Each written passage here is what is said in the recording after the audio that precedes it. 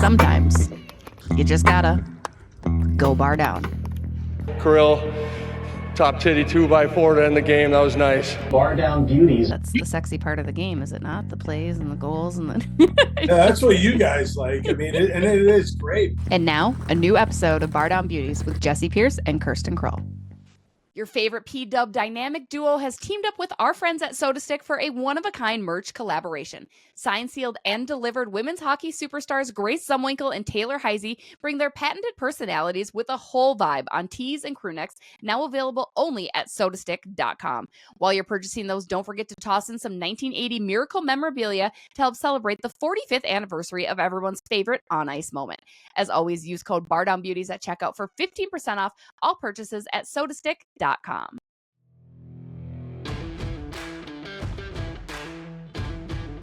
Hello, everybody. What's up? We're back. Bardown Beauties, episode 273. I'm Jessi Pierce, writer for NHL.com. She's Kirsten Kroll, in arena host. And joining us to kick off this week's episode, Shannon Skanes, better known as THG, the hockey guy. Shannon, welcome. I got to point out the wonderful Bardown Beauties hoodie that you are rocking. We appreciate you. How are we this morning? Not too bad. It was a long weekend of watching a lot of hockey, but you know, I'll recover. It's Monday. Monday's a lot easier. It's a nice little reset, right? I also have to draw attention to the incredible sweater collection you have behind you. How many jerseys are we looking at hanging in that closet, if you will? It's a lot. Each of the sections is roughly 50. So, and the collection goes all the way across.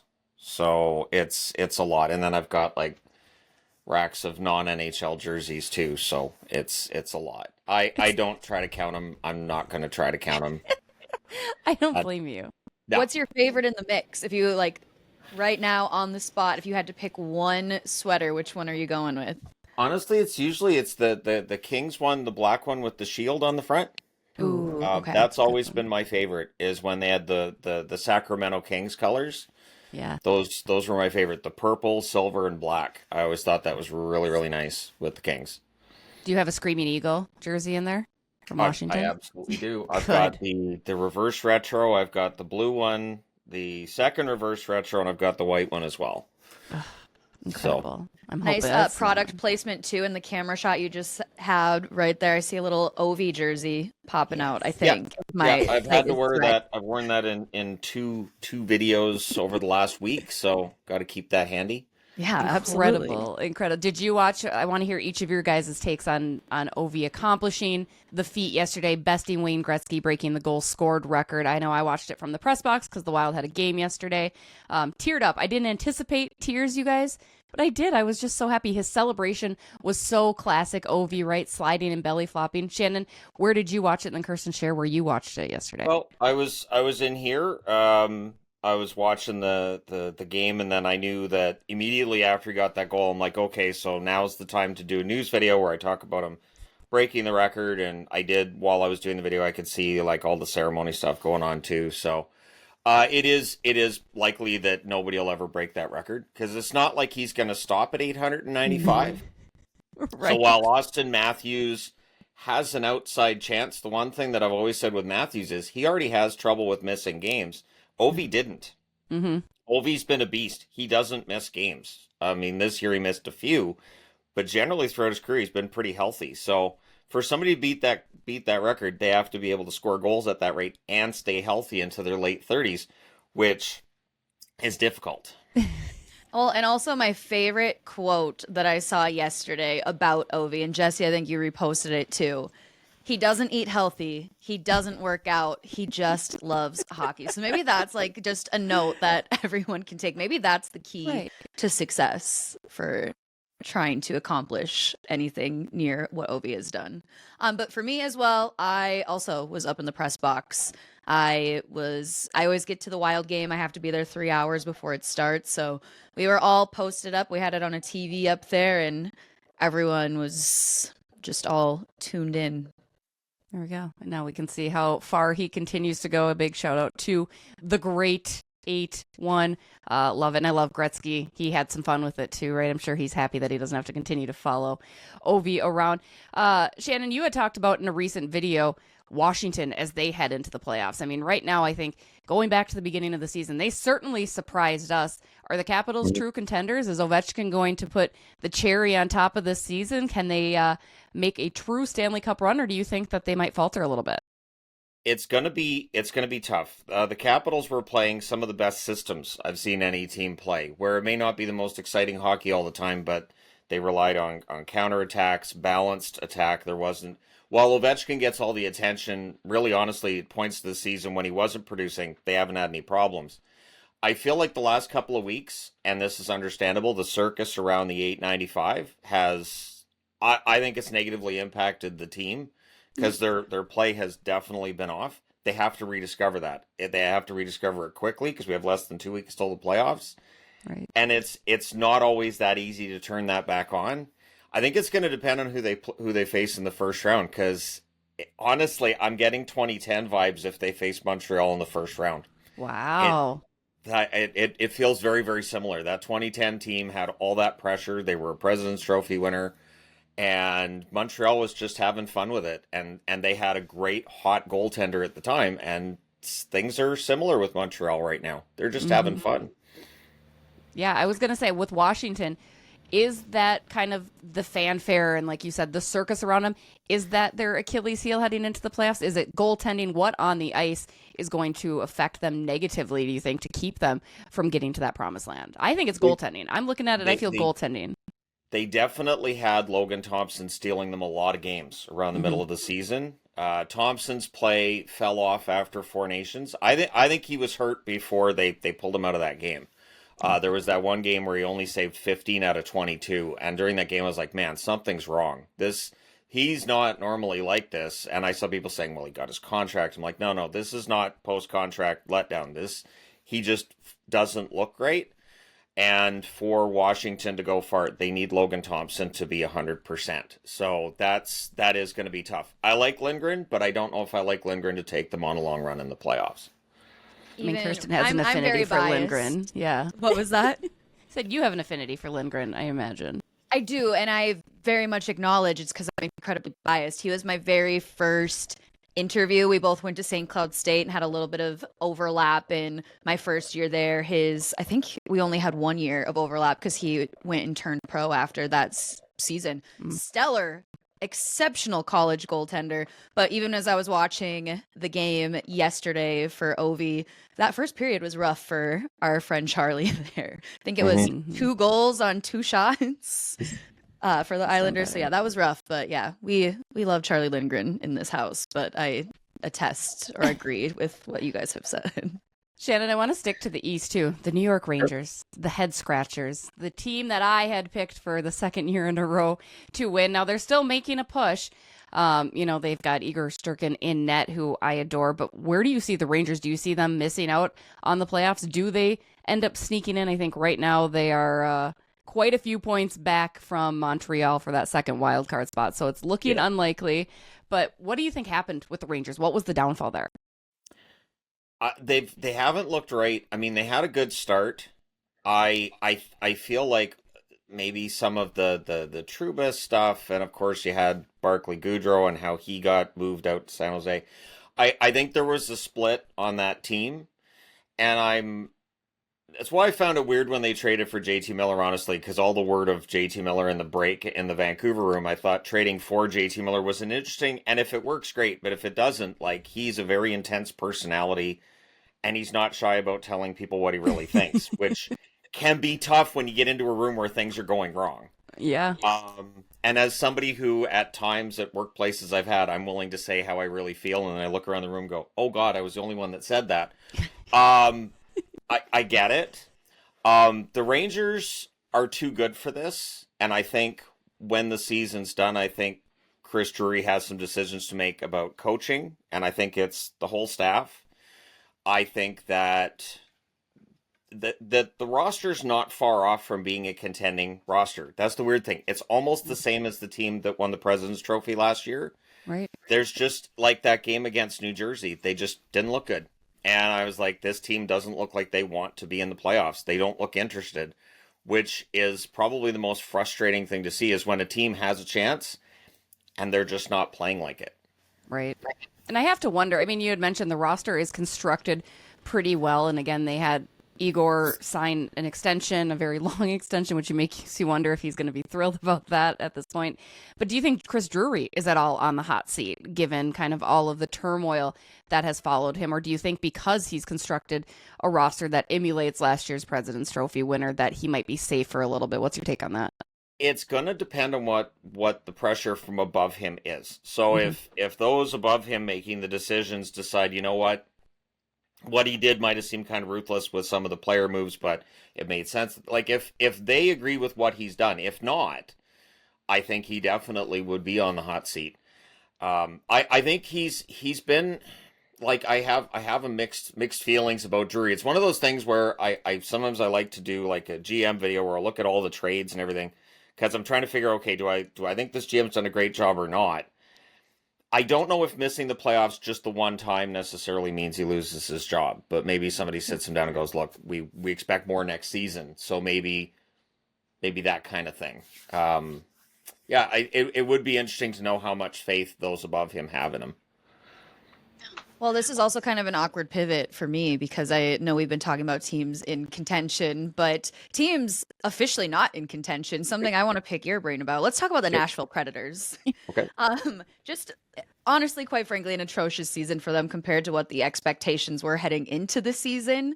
On paper, should have been phenomenal. Maybe it was just too much superpower in the room, personalities not being able to mesh and make that cohesive on the ice. But I want to know your take on the Predators and who could be on the hot seat after this season. I would think, I mean, normally, so Barry Trotz is the general manager, I think is safe. I don't know if Andrew Burnett as coach stays beyond the end of this regular season. I do think that the signings of like Stamkos, Marchessault could have worked, if not for the fact that they're older. And as players get older, that production drops off. So I think there was probably, and I'm guilty of this too, expecting too much from these players. There were analytics last year that suggested that Stamkos, while he had the goals, a lot of that was Kucherov reliant, where Kucherov was making him look like a real sniper that year, where it was more, he was just in a spot that Kucherov could hit his stick and it goes in the net. And he doesn't really have any, but like Forsberg's an excellent center, but it's not, or an excellent forward. It's not the same though. And it's hard to recreate that kind of chemistry. I know Trotz has talked about, reloading this summer and going for it again. I don't know. They seem slow, disorganized. And it's just, I felt like early in the season, like, well, maybe they could turn it around, but it's just, something's wrong with that roster. And I'm not sure that rearming this summer is necessarily gonna work for Nashville, because a lot of the players just look kind of older and slower. And this is a league where it's all speed, and youth. It's very much a speed and youth league now. Sometimes I think the Preds get too excited about the names in the offseason, right? Like the big hot free agency. And I think that's bitten them in the butt like 2 years now, too, or even 3 years. You go back to McDonough, bringing him in. You've got even bringing Brady Shea in this year to Nashville, too. I mean, they get too excited of like, look at who we have here as the superstar, without considering they already have some very strong talent there within the organization that they don't need to necessarily load up and overspend, frankly, in the offseason on free agents, too. I have to laugh. I go back to when the Preds were in town last, and I run into Andrew Burnett in the hallway, and I said, "Hey, Bruno, how's it going?" And he looked at me and goes, "Oh, Jess, effing awful." I was like, "Yeah, I feel for you. It's definitely tough." I also want to pick your brain. Kirsten loves the Preds, but she also loves the Detroit Red Wings, and she had projected them to be. I will never forget this, Kirsten. I won't forget it. I didn't say I love the Detroit Red Wings. Let's make that very clear. You know what? I will talk when you are done throwing my good name under the bus. She projected the Red Wings to, I believe, win the division. It was very high. I think I had them winning the division. I own that. Egregious. What do you think about Detroit and what they have going on there? Cam Talbot seems to be playing well. They have some really good pieces, and I will give it to Kirsten. I am a little surprised and maybe almost befuddled that they haven't taken that next step. But where do you think the Red Wings are in the East? They're not that far off. I would say they're not that far off. I picked Detroit to make the playoffs. Before the season started, I kind of hemmed and hawed on whether I thought Ottawa or Detroit would get that final spot in the East, and I was like, oh, I guess Detroit. Of course, Ottawa fans have not forgotten. The internet does not forget. No. So even though it's kind of I guess, they're like, you were so convinced. No, I wasn't convinced. But either way, Detroit, I think they need. I mean, Patrick Kane gives them something up front. I think they miss another veteran forward like that. At times, it feels like they get down on themselves. The goaltending's been inconsistent at points as well. I really felt like this was going to be the year. I have defended the Yzer plan for ages because they kept going up. I was like, okay, they didn't make the playoffs, but they keep improving. And since they only missed the playoffs because they didn't have as many regulation wins as Washington, I felt like, well, this should be the year. It felt like Washington was trending down and they were trending up. And I felt like Boston was probably going to fall a bit and a couple other teams. Yeah, Detroit should be in there. And it's just something's not working there. And I wonder how much longer they give the Yzer plan. Yeah. All I want to say is maybe it was very bold to say they would win the division, but till the day I die, I will say the 2024-25 Detroit Red Wings should have been better than they are. Okay. Yep. I can give you that. All right, I'll fair. I just love rubbing it in because it was so unhinged to Maybe go that I was far. blinded because me and Alex DeBrinket's uncle at Tom Reed's had shared cheese curds and watched the Red Wings game earlier this year. Great guy. Seems like a great family. I just hope Detroit's better next year. See, when I was, and it's funny too, because when I was a little kid, so before I was anything like this, the Minnesota North Stars went all the way to the Stanley Cup final. And there was a gathering because one of their players, Kevin Maxwell, who played in the playoffs, he was from Chilliwack, where I lived. And so I went and I got like a little pennant that was the Islanders Minnesota final pennant, and he signed it. I had already been kind of leaning towards the North Stars, but that moment I was like, North Stars fan for life. That's it. And that's why I'm still a Dallas Stars fan. Because when I was a little kid, I met take Kevin up that Maxwell. later. All right, Shannon, we'll have a conversation about that later. All right. But yeah, that's that kind of experience can change things when you know somebody, you're like kind of rooting them on a little bit. No, that is. And now, but Makes it to more be fun. fair, to get you back in the good graces of our audience, now, mind you, I don't mind the Dallas Stars. I think they're a very good hockey team. I enjoy watching them as well. I don't like to put them in with the North Stars because that's a whole long divide. But you do have an affinity for the Minnesota Wild, right? And that's wife-related, if I'm not incorrect. Is there a little bit of a My wife's spot? favorite teams are Winnipeg, Vancouver, and Minnesota. So Okay. we both have a trio, and she might see two of her favorite teams against each other in the first round. It is quite possible. Let's So- dive into that then, huh? Shall we? Let's get to the meat and bones, meat and potatoes, if you will. The Western Conference obviously focused on the Minnesota Wild. Huge 2-point win over I almost said the Dallas North Stars, over the Dallas Stars the other night. Dallas, it will be interesting if Dallas challenges. Do you think the Stars are going to challenge the Jets for that top spot? I mean, the way Dallas is playing, the way Winnipeg is, or no? Like, it's weird. You know, Dallas had this 7-game winning streak going, but I just couldn't shake the fact that they weren't playing very well. And one of the things that will aggravate me, and it's weird that this aggravates me, is when a team kind of meanders for 50 minutes of a game, but they're really good for the other 10 and they win because of the other 10. And part of me feels like, you know what? That doesn't feel fair to the other team that dominated those other 50 minutes. And Dallas kept doing it. Like against Calgary, they had no business winning, and they did. And they beat Edmonton. I'm like, this winning streak feels kind of, I don't like to use the term fraudulent, but it kind of felt fraudulent. So I was actually kind of happy when Minnesota won that game because I was like, Dallas has to address that they're not playing that full 60 minutes, and they're not really playing well enough. I don't think they catch the Jets. I think there's one game between the two, between now and the end of the season. I think this Friday or something like that very soon. Yeah, I think so too. And that game will probably decide it. But I still think Winnipeg buckles down when they have to, as they did in Vegas the other night. I would expect an A effort from them against Dallas when that meeting happens. I don't think they catch Dallas, or that Dallas catches Winnipeg. Right. Yeah, Winnipeg, Minnesota, as things are lined up right now. What a first round go that would be. I love But it. I'm excited about the idea of Vegas and St. Louis.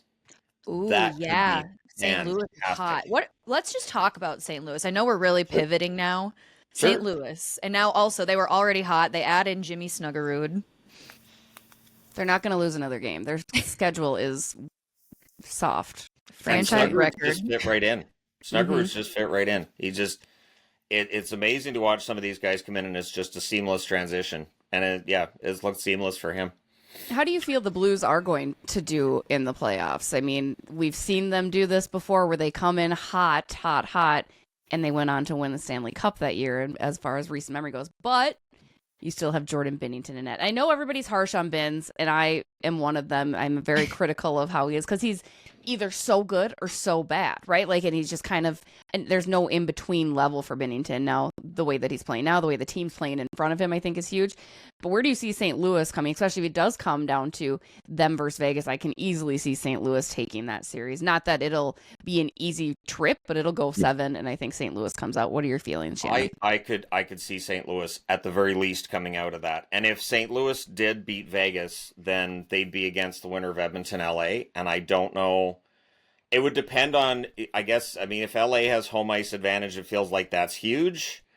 But still, St. Louis is so hot right now. I could see St. Louis going through the Pacific and then facing whoever comes out of that fracas in the Central. The Central's going to be brutal in the playoffs. So I could see there being 2 Central teams in the conference final. I like that. He didn't say the Minnesota Wild were one of those Well, Central teams, but Let's just talk about the elephant in the room. Minnesota will squeak their way into the postseason and get bounced in the first round. We all know that's what's going to happen. Like, we're lucky at this point to be in a position where we are likely to make the postseason. We are not going to be there's no Cinderella story. There's no happy ending for the Wild. I think there could be. I think there are a couple of things. First off, if they get a little healthier, and I every time I say that in a video, I say, now, Wild fans, please don't laugh at me for saying this, but if they get healthier, because we've been saying it all season, if you can get Kaprizov into that lineup for game 1, that changes their offense completely. If Eriksson Ek and Kaprizov are in the lineup, that really changes everything for Minnesota. And in the event that a team could, say, win game 1 in Winnipeg, if you can make them feel like, is it happening again? We've seen in recent years, Winnipeg can get knocked off in the first round, and they can get knocked off even when they've had a really good regular season. So that honestly could be a really good series, and it could go a lot longer than people think if it's Minnesota and Winnipeg. We need more of Shannon in our fan base, just like more prominently, because I even was thinking as he was talking, offering hope, which clearly I don't have. But now, you know what? It even reminds me, like me saying the comment that I did, it goes back to Brock Faber the other night, like kind of putting the negativity from the fan base on blast. And it almost like now that I'm saying this, I feel like he was speaking into my soul, being like, yeah, like we feel the negativity in this locker room and we're all just trying to band together against the outside noise. And I'm like, I get that. I really do. But they've made it tough this last stretch to be a believer. Oh, understandable. Like, I don't know how many Wild games you've been able to catch, and I understand if they're not high on the priority watch list, given how that they've been performing. And I don't like to say this often because I do find it to be kind of insulting to even suggest for a professional athlete, but there were a number of games as of late for the Minnesota Wild where there was no compete. They weren't showing up. And I'm not the only one to say that. John Hines said it. And I think Matt Boldy kind of summed it up as well last night when they did come away with the 2 points. And he said there were no passengers tonight, which to me very much indicated that there have been passengers in this latest stretch. Do you think, I mean, the way that the Minnesota Wild have had to play in the absence of Kirill Kaprizov and Joel Eriksson Ek is that very defense heavy, that grinding. They're not getting the offense generated like they need to. They don't have that secondary scoring. You know, Boldy's getting what he can. Marco Rossi, even Marcus Foligno making a fight for his top line minutes. But they've had to play a very tough style of hockey that I think is just leaving them absolutely exhausted. How much do you think that's going to hurt moving into the playoffs, even when or if Kirill and Eki get back? I can't imagine that's going to be easy going into a dogfight with the Winnipeg Jets nonetheless. If they can get that energy boost from the return, I think they'll be okay. There is definitely something to the idea that playing that really tough style will wear a team down. It's what happened with Philly under Tortorella. Yeah. You could watch them, they go out and they play, and it's really, really tough to play against Philadelphia. But once that starts to break down, and they're like, you can almost see like that. I don't want to make this block. I don't want to. I'm so like you could see that exhaustion, and so it is difficult to play that style, and it is the style teams are forced to play when their stars are out. So if you do get Kirill and Eriksson Ek back for playoffs, and if they're playing a little bit of a different style while still having to amp things up because it's the playoffs, I still think they have a chance. I'm not willing to say they don't have a chance because I think this year's playoffs are shaping up to be probably the ones with the best parity I've seen in a very long time. Where I've been saying for a while, I think we could see some major upsets in the first round because the difference between the top team and the number 2 wildcard is not as dramatic as it used to be. That's fair. I think if you were given the choice, and Kirsten, I think I have an idea of what I'd love to hear both of your guys' opinion. If you could only get one back, you only get Kirill or you only get Ek, who is going to be more important, especially if you're going to be facing the Winnipeg Jets in that first round? To me, the easy thing is Kirill, but I think Eki is your better option when it comes to the Winnipeg Jets. What do you guys think? Eriksson Ek's the better two-way forward. And for the style of hockey you're going to need to shut down the Jets' attack, Eriksson Ek's better suited to that. Kaprizov, fantastic, fabulous forward, best player. But if you're going into the trenches, I think Eriksson Ek's the guy you want out of the two. Mm-hmm. I'm just smiling because obviously that was going to be my answer, Jessi, as you alluded to. I mean, I think we're like all on the same page. That never happens. That never happens. I'm so proud of us. Well, I mean, I'm just looking at even like, so right now, goals per game, Minnesota are about 2.27, right? And goals against are 2.82, give or take. I don't know if that factored in yesterday's game or not. But yeah, Ek has that two-way forward mentality, as Shannon mentioned. I think you need Kirill there to score and be able to get the easy kind of goals, but Ek will get you your grimy goals. He'll get you, they're still lacking that net front presence that Joel Eriksson Ek so desperately brings. And I did hear from a very trusted source that it sounds like as of late, Joel Eriksson Ek, I know I've been saying the past few weeks, has been kind of behind Kirill as far as his return. It sounds like that's kind of switched a little bit. I think the constant ice time for Kirill has possibly been nagging a little bit on that injury more than he wants, which again is so concerning because this team needs a Kirill Kaprizov, not just for now, but for the future. And you want him to stay healthy. And with this injury, you don't know how much that's going to lag. Shannon, you mentioned GMs. We were talking about Chris Drury earlier. Where do you rank Bill Guerin and all that he's done in his time here with Minnesota? Because we've seen again, as the fan base is getting a little bit more negative, they're starting to turn on the "in Billy G we trust" motto that they had given him because I think of the lack of movement during the trade deadline and some of the questionable acquisitions he's made. What's your take? Guerin's an interesting one because there have been times where he's done things that I think that's a head scratcher, like the buyouts of Parise and Suter. And I was like, it's a lot of penalty. And they're still carrying that. So I understand that some of his moves may still look not great. But the fact that they're still above the playoff line when they have that huge penalty that should be holding them below it, I think says something for his ability as a GM. And so next season, when they don't have that penalty, I think at the very least, you want to see what he's going to be able to do when he's able to spend to the cap like everybody else. Right. I think he's done a remarkable job. The drafting, the development have been good with Minnesota as well. A lot of good young kids that have come in the lineup for the last few years here. And I honestly think he's done a good job. I don't know if I'd have him top 5 in GMs in the NHL, but I'd have him in the top half just because of the way that he's been able to navigate around that cap penalty. Yeah, I think that's fair. He doesn't need to go Nashville Predators on us, though, and go spend all this money this summer. I would like to reiterate that to Billy. I mean, if you guys want Stamkos and Marchessault, I'm pretty sure you can pick them up from Nashville. They'll just want, like, Boldy and Rossi. Nothing major, I will say, now that we're mentioning that does scare me, that now we are going to have more room in the budget here. Right. It does concern me which way we're trying to go with spending that. But any team that gets Mitch Marner gets a legitimate superstar. I want Mitch Marner so bad. So I put him above Austin Matthews in my book. I would love a Mitch Marner. Marner, I mean, I have a Marner jersey because he's been my favorite of that core four, and I've felt like he gets criticism that I don't feel like is warranted. Yeah, they don't like him in Toronto. They're pretty hard on that poor kid. Well, they kept complaining he doesn't score enough goals. I'm like, he's a great assist guy. He's a playmaker. He passes the puck.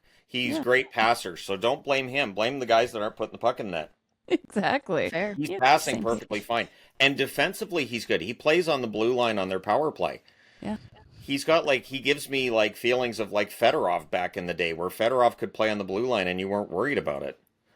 Sounds like he needs a little Minnesota nice little transition from Toronto. Mm-hmm. I do understand why players get frustrated with the spotlight they get in Toronto, because it is ridiculous. And I say that as a Canuck fan, where the spotlight's ridiculous here too. So. Mm-hmm. Well, and now that Montreal's doing well, and I mean all of Canada, really, right? It's a lot to go play up there. It's exciting and cool for a moment, I'm sure, but when they turn on you, they turn on you, and it is not a friendly place to be. As Justin Hall, who was hated there for a while. And you can't go out in public. Everybody knows who you are. It's just it can be a lot. I totally understand why some players would rather play in California or Florida, where they can go out with their family and nobody knows who they are. I totally understand why they would want the anonymity. Yeah, like poor Connor McDavid last year. Wasn't it after clinching the conference final on the way to the Stanley Cup? Guy just wanted to go to the liquor store to pick up a 12-pack, and then you just have pictures of him in his trunk zoomed in, people criticizing his choice in beer. Like, man. Classic Con. And if God forbid if you're a hockey player and there's a woman standing next to you and somebody gets a photo or a video, well, that's it. That's it's just the gossip is insane. It is insane, the gossip around hockey. Yeah. And again, but you get that privilege for playing for the storied franchise, right? There's always that little reminder, I am playing for the Toronto Maple Leafs and we're playing in Toronto, and it's definitely come to that. That being said, you kind of touched on it. Do you see the Minnesota Wild, as Bill Guerin has kind of started to mold it, and knowing that he's going to head into the offseason worth more money? Obviously, priority number one is getting Kirill Kaprizov extended, and that's going to be a large chunk of that. But do you think that this is a team where, Bill Guerin's been telling us here in Minnesota, it's a 5-year plan, and we're on year 4. This is the first time we've ever heard that it's a 5-year plan, by the way. I don't know why it took him 4 years to tell us this, but anyway. Do you think that they have what it takes to maybe look at next year if they get their prospects like Zibuiam in the lineup, and you're getting some of those younger guys that I think are really going to be in the mix? Do you think that they could be a true contending team and not just a one and out as they've been kind of for their entire organization's history? I think if not for the injuries this year, I think they would have stayed in contention. I think we'd have a 4-way race for that top spot if they had stayed healthy. I absolutely could see, and I don't think they need much. Bill Guerin, all he needs to do is find one really, really good forward. I think their defense is good. I think their goaltending is going to be set for a while, with Wallstead coming up too. So I think if he can add that one high impact forward as a free agent, and don't necessarily hype it up like back in the day when Parise and Suter came in, there was a little bit too much with that. Probably expectations they were never going to reach. But as long as people are realistic, if they get just that one high impact forward, I think they could be a contending team next year. I absolutely do. Also too, while we're talking about it, if you could pick a high impact forward to join the Minnesota Wild, who would you want if you could do any of the above? They're really, honestly, Marner's going to be the guy that everybody's after. Yeah. And whoever gets Mitch Marner, and I mean, there's still the chance that Toronto keeps him. I would say, though, that in the event that Tavares, let's just say Tavares doesn't stay in Toronto, he could be excellent for Minnesota on, say, a 2-year deal. Tavares is playing some of the best hockey he's played in his career right now. He's a center, but he's flexible. He can move up and down the lineup, and he seems like he's a great team guy, too. So, I mean, Tavares wouldn't be a bad pick either. I had never considered that. But again, maybe because I'm trying to stay away from the elder side of the puck, right? Because again, he's got that 2-year. Yeah, 2-year deal. yeah. Not 2-year wouldn't be terrible.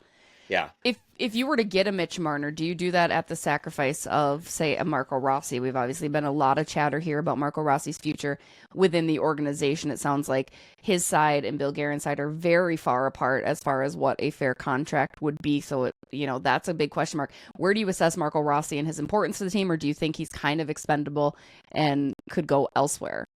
Rossi was really key earlier in the season, and he's definitely been less visible over the second half of the season. I don't know that I would, as a one for, I mean, if honestly, if Minnesota has a chance to make themselves a contender and just sacrifice the long term for that short term success, you probably take it at this point, Right. and probably hold your breath a little bit. If they do decide to move Rossi, I'm sure there will be a lot of teams lined up for his services. And if that trade is properly executed, maybe you're adding another veteran forward, maybe you're adding, another draft pick, something along those lines, and then you're bringing in a veteran via free agency as well. I mean, it's risky. It could work. I honestly probably wouldn't trade Rossi, but I really like most of the young players that Minnesota has, like a lot. I think they have a very good young core there. Yeah. It's been an ongoing conversation here. I don't mind Marco, and I think he's done everything the organization's asked, but I just don't think that they are as attached to him as maybe us Minnesotans tend to get to the players that are here. Final question for you, Shannon. Who are our Stanley Cup champions this year? Who's coming out of the East? Who's coming out of the West? And who is taking Lord Stanley home? I picked Dallas before the season started. I still feel like, see, and I say it out loud and I'm thinking, man, do I trust Otter for the full 4 rounds? Because Otter can be fantastic, and then the next game, not so much. Yeah, I'll stick with Dallas. My heart wants it to be Winnipeg. It'd be a great story for a small town Canadian team, the smallest market in the NHL. In the East is really wide open right now because Florida doesn't look scary. Tampa's had their ups and downs. Toronto has to win a couple rounds for anybody to really see them as a serious threat. Washington, there's been some stuff there. Maybe this is Carolina's year. Maybe with some of that weakness in the East, maybe Carolina can come out of the East. Colorado scares the heck out of me, though. I got to be honest. Colorado really, they irritate me at how much they scare me all the time. I'm like, can Colorado stop being as good as they are? And They did for a minute, I felt. Like, there was a minute this year I was like, I'm not as worried about them as I've been in the past. Yeah, and then they fixed their goaltending and they fixed their center spot, and they did it in the middle of the season, and they made it look easy. So, yeah. And then everybody looks at their GM and goes, why can't you do that? Mm-hmm. So, True. yeah, I'll stick with Dallas, but I think this year it's really up for grabs. I think you can make the argument for almost any team that's above the line right now. That's fair. Kirsten, how do you feel about that? She hates the Dallas Stars, and I hate the Dallas Stars and I hate the Winnipeg Jets. Like I'm sorry. my 2 teams, honestly, Minnesota Wild and the Nashville Predators. Like those are my 2 teams, and then my team out in the East. I don't know. That's Carolina. I feel like you're always Carolina. It is Carolina, but they let me down every single year. I always say this is the year for Carolina. This is it, and then So I don't know. My heart still says because the East, like Shannon said, way more up for grabs than especially when you look out in the West. And I think right now, looking in the West, like I really do think it's like Central Division against everybody else. Like no questions asked. Central Division, best division in the NHL right now, hands down. Mm-hmm. I don't know. My heart goes for Carolina. I can't. There's no one else in the East that scares me. As far as West, it's probably going to be Winnipeg. I think I said that last week. But at the same time, I don't have like the conviction that it's going to be. I don't know. It's understandable because we saw what happened with Hellebuck last year in the playoffs. And there's always that concern. And it makes total sense. I'd rather see a Colorado Avalanche than Dallas or Winnipeg. I'd rather not see a Colorado Avalanche. Rather not. Yeah, that's fair. I just rather not. In fact, the Dallas-Colorado, I'm already stressed about the Dallas-Colorado first round that we're probably going to get. I'm already stressed out about it. And unfortunate, like I hate that playoff format that you're seeing that in the first round, right? Like it's exciting, but also that is definitely more of a conference matchup or something further down the road than a first round matchup. If the Dallas Stars are the team that goes all the way, I will be taking a leave of absence and no one will be hearing from me for a hot minute. They're so good. They're so good. If that is so the fun case. to watch. They're just so fun to watch. I can send you a Dallas jersey. Would that help? No. Do you have a Tyler Seguin one? He's my boy. We share I do actually have a Sagan one. I absolutely have a Tyler Seguin one. Yep. I adore him. Is he gonna? I didn't even check. Is he back for the? Would he be back for the playoffs? It's or touch and go. I think Yeah. I think the one that they're more concerned with is Heiskanen. Yeah, that's fair. If Miro's Very not back, good. they're in trouble. Also, if the Dallas Stars could avoid getting hit in the face with a puck, you know how many players have been hit in the face with a puck on the Dallas Stars? Like Hintz 13. didn't even leave the bench. Hintz So didn't even, because it was like the 4th time he's been hit in the face with a puck this year. Like he just I constantly said puts in the his review face there. yesterday, I'm calling Cyborg. You don't get hit in the face and sit on the bench. Cyborg. It's insane. Well, Him and Ryan Lindgren are cyborgs. That's very fair. I agree. Although Minnesota Wild, meanwhile, block shots and break every bone in their body. So that's just kind of what's happened to them. So So hard to watch. it's just so unfortunate. Shannon, let everybody know where they can find you and listen to you as the hockey guy over on YouTube, one of my favorite channels to subscribe and follow. But let people know where they can get your content.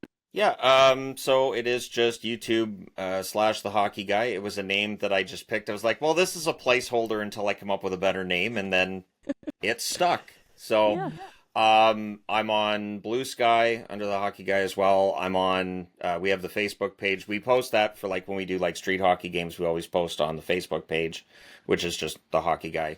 Yeah, so that's where to find me. I love it. Well, great content as always. Super glad to pick your brain a little bit about the league as a whole, because I don't think anybody, maybe Bruce Boudreau watches more hockey than you, but I think you're pretty high up there. But appreciate you joining us. That's going to do it for this week's episode, you guys. Don't forget, we've got a live show at the Minnesotan on Friday at 7 p.m. where we're going to be teeing up Frozen 4, talking a little college puck, because that happens this weekend in St. Louis. Super exciting. I think everybody in Minnesota is cheering for Western Michigan to defeat Denver, so Z Bouillon can come sign here with the Wild. A couple more games this week. As always, like, share, rate, subscribe. Shout out to Grain Belt Royal Credit Union and Talk North. That's going to do it. SotaStick as well. Have a good one, guys. Bye.